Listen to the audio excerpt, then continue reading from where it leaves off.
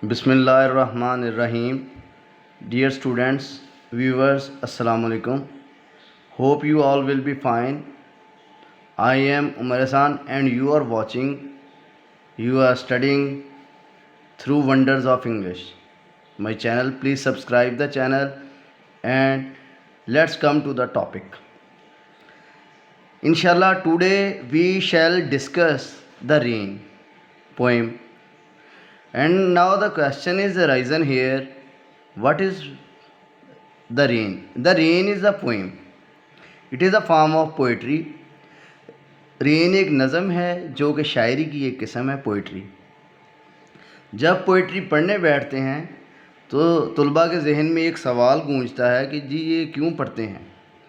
It is a kind of literature, it is a genre, it is a style of literature, it is the most ancient form of writing and speaking.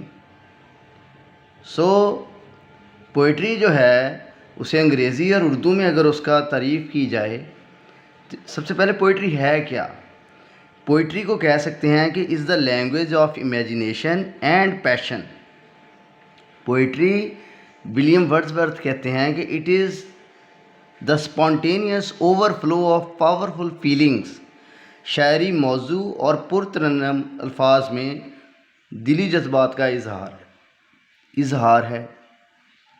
जो आसान मैंने आपके लिए लिखी है वो है, poetry means best orders in best words in best order.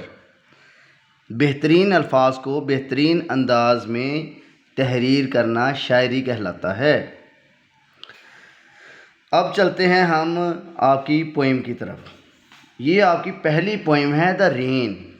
इसमें बच्चों फर्स्ट ईयर में आपको विलियम हेनरी डेविस ने लिखी है। 20 पोइम्स हैं और जो इसमें से आपके नंबर बनते हैं वो आपके अगर आपको पता हो, सबसे पहले आपको इसमें से 5 नंबर का स्टैंजा है, 2 नंबर के सिनोनिम्स हैं, 2 से 3,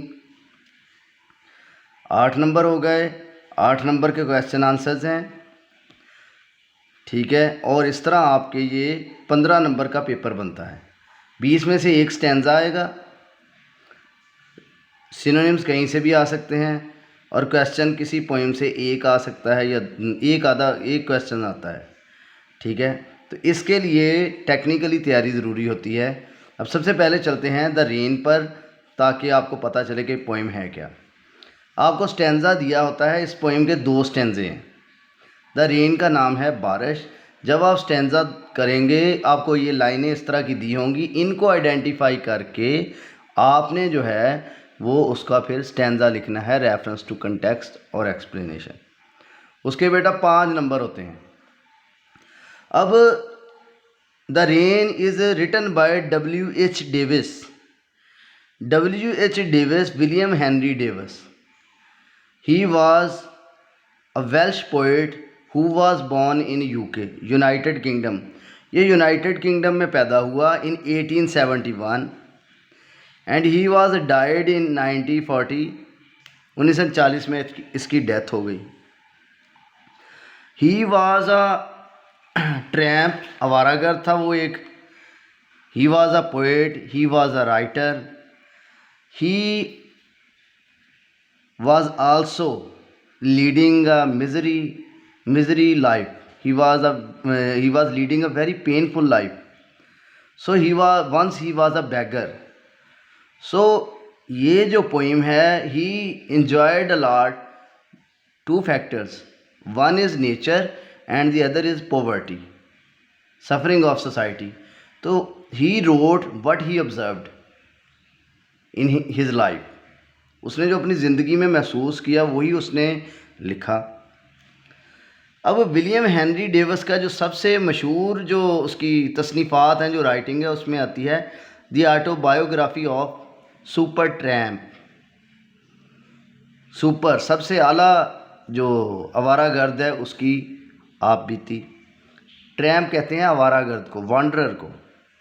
दूसरी पोइम इसकी है लेजर जिसे हम फुर्सत, वो आपकी पोइम का आपके बीए में भी हिस्सा है, इस पोइम्स में भी हिस्सा है। तो लेजर, जैसे फुर्सत बोलते हैं, ये तो थे शायर। अब पोइम का थोड़ा सा आपको कहानी बता दूं कि ये पोइम है क्या, किसके टॉपिक के बारे में। इस नज़म में शायर फितरत के एक दिल अवेज़ मंज़र बारिश को बयान करता है। बहुत ही रोमांटिक, बहुत ही दिल फरेब सीन है, मंज़र है बारिश का। शायर अपने अंदाज से फितरत को बयान करता है कि जब बारिश बरसती है तो ये सब्ज़ पत्तों पर ऐसे गिरती है जैसे कोई मौसीकी बज रही हो। जब ये पानी गिरता है, इसके जब कतरे गिरते हैं पत्तों पर, तो इस तरह लगता है जैसे कोई मौसीकी बज रही है, और ये आवाज़ बड़ी ही कानों को भली लगती है। बारिश के कतरे दरख्तों और पौधों के पत्तों को सिराब कर रहे हैं, मतलब उनको पानी दे के ज़रखेज़ बना रहे हैं।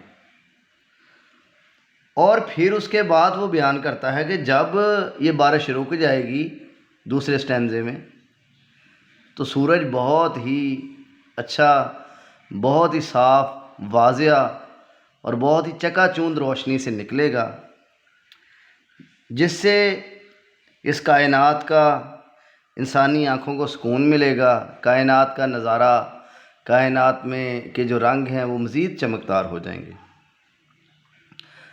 There are only 2 stanzas in this poem, and it is a symbolic poem. It has 2 meanings. One is apparent meaning, which shows nature, and the other is implied meaning, hidden meaning, which represents the all society. Hear the thick leaves, apparently the thick leaves जो है वो ज़ाहिर कर रहे हैं फितरत को, कुदरत को। ठीक है, घने पत्ते हैं, नो डाउट ज़रखेज़ ज़्यादा होंगे जब पानी पिएंगे। ऑन दी अदर हैंड, ये किसको बयान कर रहे हैं? ये it represents the rich class of the society, माशरे के अमीर तबके की नुमाइंदगी करते हैं। और रेन जो है, it is a symbol of, किस चीज़ का सिंबल है ये? वेल्थ का, रिसोर्सेस का, ऑफ द यूनिवर्स। कायनात की जितनी भी दौलत है, जितने भी वसाइल हैं, उसका ये सिंबल है, अलामत है। इसी तरह द पुअर लीव्स जो है, they show the thin weak leaves of the tree, because they get small amount of water which is left by the upper leaves.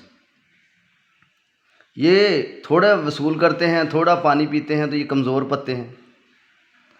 दूसरी तरफ there hidden meanings, poor leaves, thin leaves show the poor class of the society, poor people of the society. They get remnants of the rich, the riches. वो अमीर लोगों की जो बचे खुची चीज़ें होती हैं, जो बाकियात होती हैं, उनको हासिल करते हैं और उन्हीं को यूज़ करते हैं। तो शायर ने 2 तरह से इसको बयान किया। एक तो वो जो उसने माशरे में तकालीफ बर्दाश्त की थी, एक उसने फितरत को बहुत खूबसूरत अंदाज में बयान किया। दूसरी तरफ उसने इन ज़ाहरी मायनों में अपने दुख और तकलीफ़ों को और माशरे के गरीब और अमीर जो तबके में फ़र्क है, जो डिफरेंसेस हैं रिच और लोअर क्लास में, अपर और लोअर क्लास में, वो भी एक्सप्लेन किए हैं बहुत ही आला अंदाज से। अगर इस पर तनकीद की जाए या जायज़ा लिया जाए तो इसमें हमें ये सबक मिलता है कि एक तो शायर जो है वो दूसरे स्टैंजे में बड़ा फिर पुरुम्मीद नज़र आता है कि ये जब बारिश ख़त्म हो जाएगी तो सूरज निकलेगा। सूरज जो है, it is the symbol of hope, it is the symbol of hope and justice and equality ये कहता है कि जब सूरज निकलेगा तो जो उसकी रेन होंगी वो लोअर पर भी पड़ेंगी और अपर पर भी पड़ेंगी equally. It means fair resources and fair distribution of resources will be started then, and the poet is very optimistic that the day will come definitely, not yet but one day it will come. अभी नहीं लेकिन ज़रूर आएगा. और वो कहता है कि एवरीथिंग विल बी ब्राइटर, हर चीज़ जो है वो रोशन हो जाएगी, हर चीज़ बहुत ज़बरदस्त बन जाएगी जब ये चलेगा. ठीक है, तो वो इसमें अमीर और गरीब तबके को और फितरत को बयान करता है.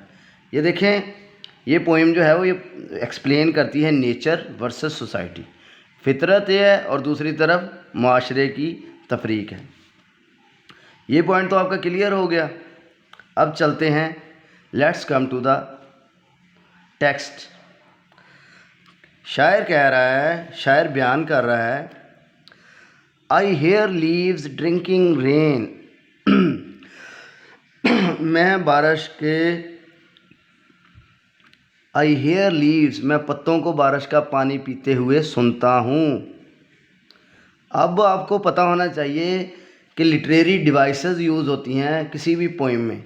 जो पोइट अपने अल्फाज को खूबसूरत बनाने के लिए अपनी राइटिंग को बयान करता है उनको बोलते हैं लिटरेरी डिवाइसेस. अब शायर कह रहा है, I hear leaves drinking rain, मैं पत्तों को बारिश का पानी पीते हुए सुनता हूँ. अब ये आप पत्ते पानी पी सकते हैं व्हेन, इसमें एक टेक्निक यूज़ हुई है लिटरेरी डिवाइस जिसका नाम है personification. When non human beings are resemble, when non human beings resemble human beings is called personification. जब गैर इंसानी अज्जा को इंसानों से तशबीह दी जाती है तो उस अमल को शायरी में पर्सोनिफिकेशन बोलते हैं. ये बात याद रख लें क्योंकि पत्ते इंसानों की तरह पानी पी रहे हैं. Imagination. I hear rich leaves on top. Rich leaves on top symbol है जो कि रिच पीपल को ज़ाहिर करता है. रिच का सिनोनिम होगा जी थिक. थिक, डेंस, घने. मैं घने पत्तों को बुलंदी पर पानी पीते हुए सुनता हूँ. Giving the poor beneath, the poor से मुराद है पुअर पीपल और यहाँ पर लीव से पुअर से मुराद है थिन लीव्स. कमज़ोर पत्तों को देते हुए नीचे. मैं बुलंदी पर जो सरसब्ज़ पत्ते हैं उनको निचले हिस्से में गरीब पत्तों को, कमज़ोर पत्तों को पानी देते हुए सुनता हूँ. अब ये दो सिंबल्स यूज़ हुए हैं, रिच और पुअर, जो कि एक बज़ाहिरी तौर पर तो थिक लीव है, रिच लीव्स, ठीक है, डेंस लीव्स है, घने पत्ते सरसब्ज़, और दूसरी तरफ पुअर जो है ये वीक या ईगर, कमज़ोर पत्तों को ज़ाहिर कर रहा है, और दूसरी तरफ ये पुअर पीपल को ज़ाहिर कर रही है बात. ड्रॉप आफ्टर ड्रॉप, कतरा दर कतरा, कतरे के बाद कतरा, कतरा कतरा देते हुए मैं देखता हूँ, सुनता हूँ. अब ये ड्रॉप यहाँ पर सिंबलाइजेज है कोइन की. सिक्कों की तरह, सिक्कों की मानद गरीबों को मिलता है सिक्कों की सूरत में. सिक्का और सिक्का, ड्रॉप से मीन है, ड्रॉप को सिंबलाइज किया है कोइन के साथ. टिस वर्ड यूज़ हुआ है जिसकी प्रोनाउंसिएशन है दिस इज़. इसकी इट इज़ भी हो सकती है, दिस इज़ भी हो सकती है. This is a sweet noise to hear, sweet noise to hear, ये सुनने में बड़ी खुशगवार आवाज़ महसूस होती है, ये कानों को बड़ी खूबसूरत लगने वाली आवाज़ है. स्वीट, स्वीट देखें, स्वीट और नॉइज़ दो अपोजिट वर्ड हैं जो कि यूज़ हुए हैं, ठीक है. कानों को भले लगने वाली आवाज़, कोई मौसीकी, कोई जलतरंग, टू हेयर सुनने वाली. अब जब इस तरह के दो वर्ड यूज़ होंगे अपोजिट पोइट्री में तो उसको कहलाएंगे, कहा जाएगा ऑक्सीमोरॉन.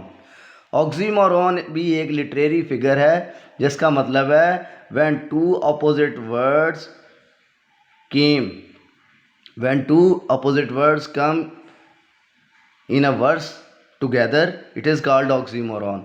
जिसकी बेस्ट एग्जांपल है my life is an open secret. Open secret, खुला राज. अब ओपन सीक्रेट एक ऑक्सीमोरॉन है. These green leaves drinking near, ये सब्ज़ पत्ते करीब से पानी पी रहे हैं। ये सब्ज़ पत्ते पास से पानी पी रहे हैं और सैराब हो रहे हैं। ये तो था जी आपका पहला स्टैंजा। उम्मीद है आपको समझ आ गई होगी। और ये जो डिवाइसेस इसमें यूज़ हुई हैं, इसमें एक तो पर्सोनिफिकेशन है, दूसरा सिंबोलिज्म है और तीसरा ऑक्सीमोरॉन यूज़ हुआ है।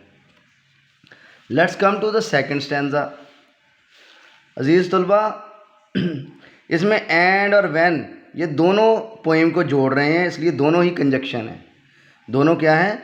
दोनों कंजक्शन है जो इकट्ठे आ रहे हैं पार्ट्स ऑफ स्पीच के हिसाब से।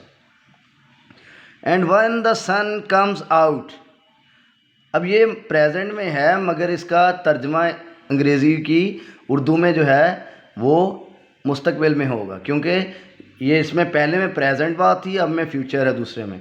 And when the suns come out, और जब सूरज तलू होगा, जब सूरज निकलेगा।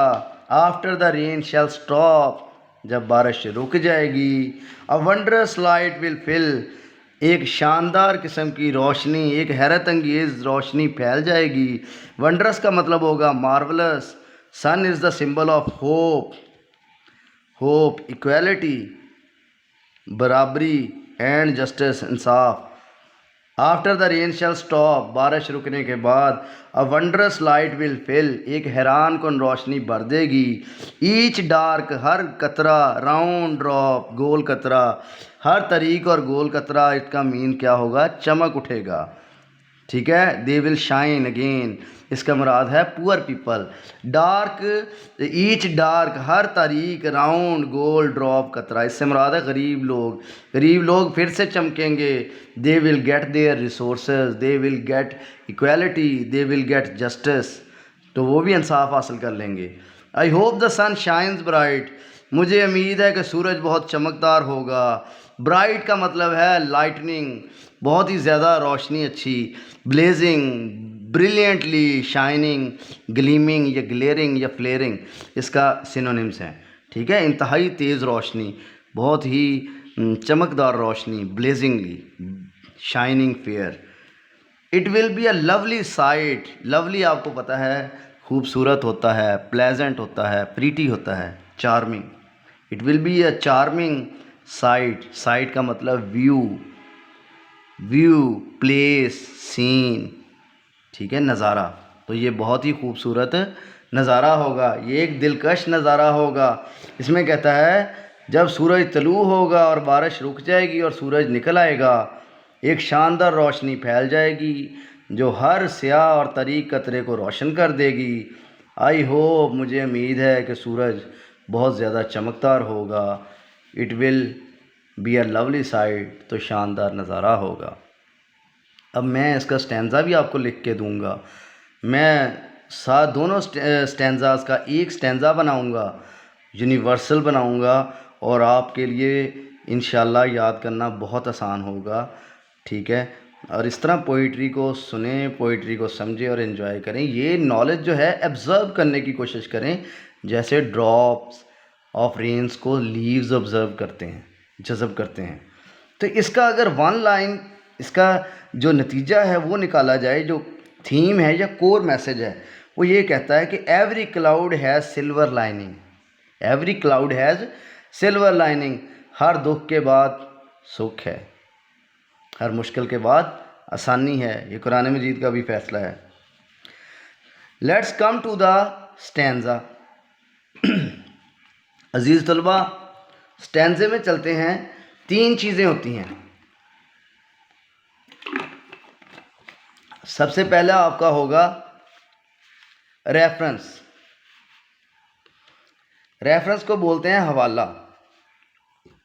रेफरेंस, हवाला, ये 1 नंबर का, 5 नंबर का स्टैंज़ा आपको आता है। 1 नंबर रेफरेंस का होता है, 2 नंबर कंटेक्स्ट के होते हैं, और 2 नंबर कंटेक्स्ट बोलते हैं सियाक़ो सबाक, मरकज़ी ख्याल या मतन, और एक्सप्लेनेशन होता है वजाहतनामा, उसके भी 2 नंबर होते हैं जो आपने वर्सेस का लिखा होता है। इस तरह आपने यूनिवर्सल सबका कर लेना है। अब ये जो बेटा मैंने यहाँ पे ग्रीन लाइंस दी हुई हैं, ये आपकी हैं कि आपको 20 पोइम्स हैं, इनमें से सिर्फ एक स्टैंजा आना है, कोई एक। रेफरेंस सबका एक लिखा जाएगा ग्रीन में, सिर्फ पोइम का नाम आपने चेंज करना है और राइटर का नाम।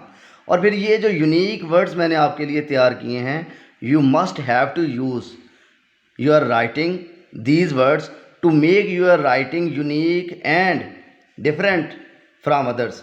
दूसरों से मुख्तलफ और मुनफरद बनाने के लिए और अच्छा इंप्रेशन अपने एग्ज़ामिनर पर डालने के लिए आपको ये अल्फाज लिखने हैं जो ग्रीन में है, और नीले में आपने सिर्फ पोइम का नाम लिख देना है। सारी पोइम्स में यही रेफरेंस चलेगा सवाए पोइम का नाम और शायर के नाम के। दीज ब्यूटीफुल, ये खूबसूरत, सिम्बॉलिक अलामती, एंड इम्प्रेसिव और मुतासर कुन वर्सेस होता है लाइन्स, वर्सेस मुनफरद लफ्ज़ है। हैव बीन सतरें have been taken from the famous poem, मशहूर नज़म से ली गई हैं। अब नज़म का आगे नाम इन्वर्टेड कॉमा में लिखना है और उसका पहला हर एक वर्ड जो है टाइटल का कैपिटल हो। द रेन, अब देखें रेन एक कॉमन नाउन है जिसे डेफिनेट आर्टिकल दा लगाकर क्या कर दिया गया है, प्रॉपर बना दिया गया है। द रेन बारिश से ली गई हैं। Written by a universal poet, जो कि एक शहरा आफाक शायर। अब जितने भी शायर हैं वो यूनिवर्सल हैं, तभी तो आपके सिलेबस का हिस्सा है, ठीक है। W.H. डेविस। तो बेटा जी आपने सिर्फ और सिर्फ रेन पोइम का नाम चेंज कर दिया करना है और दूसरा पोइट का नाम चेंज कर दिया करना है। बाकी यही लाइन ये एक मरतबा आपको याद करनी पड़ेगी, तो 20 का ही आपको जवाब इसमें हो जाएगा। जब आपको ये अगर आपका याद रखें बात, अगर रेफरेंस गलत है, पोइम का नाम और पोइट का नाम गलत है, बेशक आपने कॉन्टेक्स्ट और एक्सप्लेनेशन सारा दुरुस्त लिखा है, वो सारा ही क्रॉस होगा। इसलिए बहुत ज़रूरी है कि वर्सेस की शनाख्त करें, जैसे मैंने आपको पढ़ाया है उसको लिटरेरी तौर पर ऐसे देखें, ठीक है, उसका एनालिसिस करें, अपना इल्म बढ़ाएं, ठीक है, ताकि कल को आपको कोई ये चीज़ें पूछे तो आपको आती हों, ठीक है। इसलिए रेफरेंस बहुत ज़रूरी है अच्छे से याद करना। अब आ जाएं कंटेक्स्ट पे।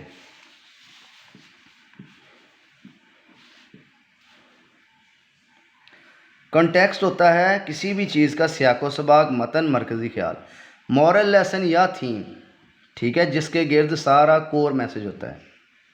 ये देखें, अब मैंने जो ग्रीन लिखा है ये आपने सबको ये लिख देना है एक लाइन में, यही हर पोइम में लिखना है। पेपर का जब पेट भरा होगा आपको ज़्यादा कम याद करना पड़ेगा, तो एग्ज़ामिनर भी सेटिस्फाइड होगा ज़्यादा अल्फाज से और यूनिवर्सल भी कहलाएंगे, क्योंकि एक ही होना है, आपने रिपीट कुछ नहीं करना। You will not repeat any sentence. You will definitely write only one stanza in 20 poems. सिर्फ आपने 20 पोइम्स में से एक ही स्टैंजा आना है और यही अल्फाज आपने ग्रीन में सारे यही लिखने हैं। उसके बाद पोइम के हिसाब से कंटेक्स्ट और एक्सप्लेनेशन। इंशाल्लाह मैं हर पोइम का एक अलग अलग बनाऊंगा अगर आप डिमांड करेंगे। तो ये देखें, द पोइम इज़ सिंपल, ये ग्रीन जो है ये सिर्फ आपने एक मरतबा लिखना है। The poem is simple but having a deep and philosophical idea in it self. The poem is simple, नज़म सादा है, but having a deep and philosophical idea in it self, लेकिन अपने अंदर फ़लसफियाना एक फ़लसफ़ी नज़रिया रखती है, गहरा और फ़लसफियाना नज़रिया रखती है। दिस पोइम इज़ अ, यहाँ तक ये सारा लिख देना है, उसके बाद जो पोइम हो उसके हिसाब से ये, जैसे ये देखें, this poem is a beautiful display of nature rain, ये जो नज़म है ये एक खूबसूरत मंजरनामा है फितरत का। The poet describes the scene of falling rain, शायर बारिश के गिरने के खूबसूरत नज़ारे को बयान कर रहा है। Which has a magical and enchanting effect, जिसके जादुई और मशहूर कुन तासरात हैं। इंचेंटिंग, गीत गाना, इस तरह के तासरात हैं। हर एक का गीत गाने को दिल करता है बारिश का जब बारिश होती है। It is the best picture of natural view and sound, ये बेहतरीन तस्वीर है कुदरत के नज़ारे की और उसकी आवाज़ की और उसके कुदरती गीत की और उसके कुदरती गीत की। It is the best picture of natural view and sound, ये उम्मीद करता हूँ यहाँ से पता चल गया होगा। अब आ गया इसका वजाहतनामा। इस मतलब आपको देखें 1 2 3 4 5, सिर्फ 5 लाइनें आपको लिखनी पड़ी, याद करनी पड़ी, बाकी आपने वो जनरल लाइन लिखनी 2। इसी तरह एक्सप्लेनेशन में कोई भी एक्सप्लेनेशन हो 1 2 3 4 5, आपने ये 5 लाइनें पहले लिख देनी है हर एक के साथ ही, उसके बाद वो जो बेसिक होंगी 3 4 वो। इस तरह आपका मटेरियल भी पूरा हो जाएगा और आपको इतनी एफर्ट भी नहीं करनी पड़ेगी। वजाहतनामा, these are very reflective and thought provoking lines. ये बहुत ही ज़्यादा रिफ्लेक्टिव, मुतासर करने वाली, अक्स डालने वाली, एंड थॉट प्रोवोकिंग और सोच को उभारने वाली सतरें हैं, लाइनें हैं। And have many layers of meaning, और इसकी बहुत सी मायने की तहें हैं, बहुत सी मायने की सतहें हैं, बहुत सारी मतलब इसके स्टेजेस हैं, दर्जे हैं इसके मायनियों के। And have many layer, the surface meaning is simple, ज़ाहरी मायने इसका सादा है, but hidden meaning is little bit complex, लेकिन इसका मख्फी मायनी, छुपा हुआ मायनी थोड़ा बहुत मुश्किल है। अब ये जो मैंने बिलू लिखा है ये आपने इस पोइम से रिलेटेड है, स्पेसिफिक लिखना। इसमें कह रहा है इन दीज लाइन्स, इन लाइनों में, इन वर्सेस में, the poet describes the beautiful and natural scene of rain. शायर बारिश का खूबसूरत और कुदरती नज़ारा बयान कर रहा है। एंड इट्स स्वीट साउंड, और इसकी खूबसूरत आवाज़ और इसकी मीठी, दिल को बली लगने वाली, कानों को बली लगने वाली आवाज़। द पोइट आल्सो एक्सप्लेन्स, देखें सेंटेंसेस मैंने कितने सिंपल बनाए, I just only use a simple present tense. The poet also explains the beauty of land. शायर ने इसमें ज़मीन की खूबसूरती को बयान किया है, एंड सोसाइटी, माशरे का। ज़मीन से मुराद है हर चीज़ निखर जाती है, कौसे कज़ा आ जाता है, रेनबो। और सोसाइटी से मुराद है कि अमीर और गरीब का फ़र्क ख़त्म हो जाता है। आफ्टर द रेन, बारिश के बाद। बारिश आपको पता है rain is the symbol of wealth, rain is the symbol of resources of the all universe, तमाम कायनात के वसाइल। अब when the sun will appear, जब सूरज नमूदार होगा, and it will bring marvellous clarity and beauty, तो ये हैरान कुन, शानदार सफाई और ख़ूबसूरती लाएगा। ही से मुराद है यहाँ पे poet, is very optimist. Optimist का मतलब होता है जी मुस्बत सोच रखने वाला, पुरउम्मीद। वो बहुत ज़्यादा पुरउम्मीद है किसके बारे में, अबाउट द इक्वालिटी, मसावात के बारे में, ऑफ लीव्स, पत्तों की। लीव से मुराद है पीपल, लोग भी हैं, और पत्ते की हैं, आफ्टर रेन। वो बहुत ज़्यादा पुरउम्मीद है कि बारिश होने के बाद तमाम लोगों को मसावी हकूक़ मिलेंगे। एक वक्त आएगा when people will enjoy the equal rights without the difference of gender, without the difference of race, without the difference of class. ये इसका पोइम है। इट मीन्स कि every cloud has silver lining, हर मुश्किल के बाद आसानी है। तो ये बहुत ही खूबसूरत अंदाज में जनाब विलियम हेनरी डेविस ने लिखा है। एक तो उन्होंने माशरे के अल्फाज की अक्कासी की है, और उसके साथ साथ उन्होंने जो मसाइल और मुसीबतें बर्दाश्त की और उनका सामना किया ज़िंदगी में, वो उन्होंने बयान की हैं इस नज़म के ज़रिए। फिर एक तीसरी चीज़ है जो मैं आपके साथ सादा सी बात करना चाहूँ, एक ट्रिक है क्वेश्चन और आंसर का, क्वेश्चन एंड आंसर का। तो बच्चों सबसे पहले बात है, किसी भी पोइम में सिर्फ़ और सिर्फ 2 से 3 सवाल याद करते हैं, 2, क्योंकि ज़्यादा से ज़्यादा सवाल आएगा तो एक पोइम में से आएगा। एक क्वेश्चन होता है 1, जिसको बोलते हैं थीम, मॉरल लेसन और कॉन्टेक्स्ट। इन सब का जो है वो एक ही जवाब है, इसका सियाको सबाक। इसका कॉन्टेक्स्ट याद कर लें, वो स्टैंजे में से जो है उसमें से इवन हर एक सवाल का जवाब हो जाता है। दूसरा, इस पोइम में जो है एक तो इसका कॉन्टेक्स्ट, और दूसरा what is the implied meaning of. इसके लिए आपने कॉन्टेक्स्ट देखना है। क्वेश्चन नंबर 1 के लिए look the context, which I have taught you now, जो मैंने अभी आपको सिखाया वो. What is the implied meaning of the leaves? The rich and the poor.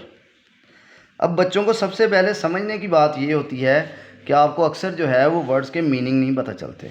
अब इम्प्लाइड का मतलब ही देखें, इम्प्लाइड का वर्ड का अगर मायने आ जाए पता तो सारा सवाल समझ आ जाता है, जिसका मतलब है मख्फी, छुपे हुए मायने क्या हैं. इसका आसान जवाब लिखता हूँ, ठीक है. The rich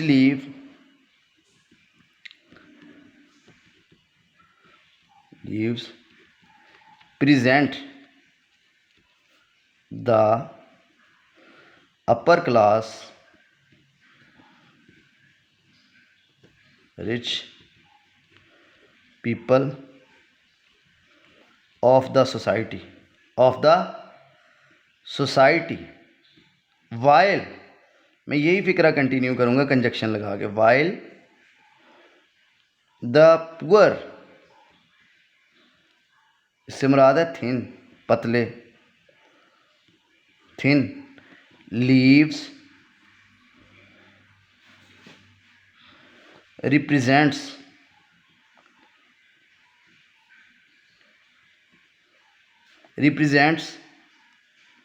the lower class of the society. Hidden meanings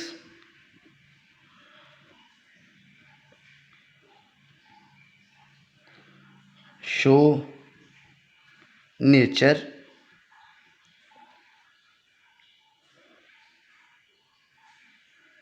while apparent ज़ाहर, apparent meaning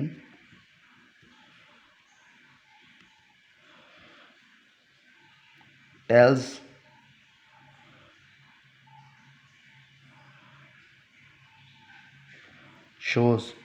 apparent meaning tells the difference of classes. ठीक है जी. इसमें देखें, जो घने पत्ते हैं वो अमीर तबके की, अमीर लोगों की निशानदेही करते हैं माशरे में, जबकि जो गरीब, जो कमज़ोर पत्ते हैं, जो मुरझाए हुए पत्ते हैं, जिनको पानी कम मिलता है माशरे में, वो गरीब तबके की निशानदेही करते हैं. तो इसके जो हिडन मीनिंग्स हैं वो ये ज़ाहिर करते हैं कि ये जो hidden meaning shows the nature, जो अपेरेंट मीनिंग है वो शोज़ नेचर कर रहे हैं, और दूसरा जो हिडन मीनिंग्स है वो यहाँ पर tells the difference of classes को. उम्मीद करता हूँ आपको समझ आ गई होगी. If you have any question, any riddle, inquiry, आप सिर्फ ये 2 सवाल याद कर लें, एक कंटेक्स्ट को रिवाइज कर लें और दूसरा ये क्वेश्चन कर लें, तो उम्मीद करता हूँ इंशाल्लाह you will be able to solve every question of this poem. तो बड़ी मेहनत से आपके लिए बनाई है. सारा लेक्चर सुने, गौर से सुने, बार बार, और फॉरवर्ड करें, अपने दोस्तों को बताएं, चैनल्स को सब्सक्राइब करें और कमेंट्स में हमें इनकरेज करें. Thank you very much and stay blessed.